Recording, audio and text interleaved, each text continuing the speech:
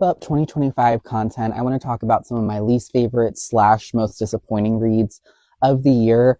I didn't like outright hate any books that I actually finished last year.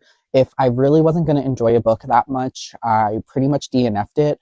So I only had like one two-star book, and that was When There's a Will, which I think was by Anna Sparrow, and it's like a male-male romance. And honestly, I don't even really remember this book too much or like what it was about necessarily. I think it's like an age gap romance potentially.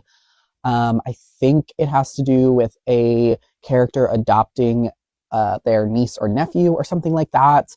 And it just is like kind of, I read a book with a very similar premise like later on in the year, and I enjoyed that one a lot more. But this one was two stars. It just wasn't my favorite. And like just I didn't completely love it, but I didn't hate it. As far as some other disappointing books, I have two. Sorry, I have two that I want to mention. One was a physical read, and that was The Last Murder at the End of the World by Stuart Tartan. This was one of my most hyped books. That like I was excited to read, and the sprayed edges on it are really, really pretty. And this author wrote The 7.5 Deaths of Evelyn Hardcastle, which I think is one of my favorite books of all time.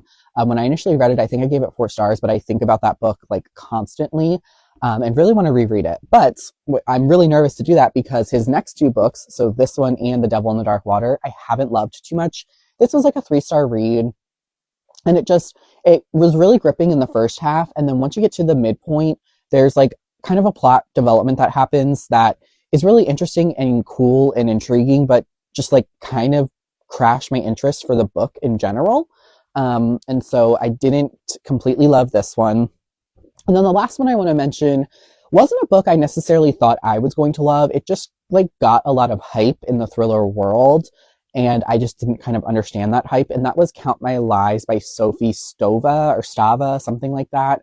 And this one was again a 3-star thriller. It's something that I read before, and just like wasn't, I think, completely original. None of the twists were that shocking to it.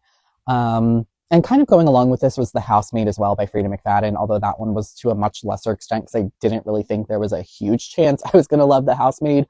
But Count My Lies, I thought there was a chance that could be a 4 or 5-star thriller for me. So didn't completely work, but those are really the only like 3 to 4 books that I kind of want to mention. Again, I didn't like really hate anything I read. I think my reading for the year was really, really good. I think my average rating was like a 3.98 or something like that. So it was pretty high, and I was really loving a lot of what I was reading. It was a lot of 4 and 5 stars.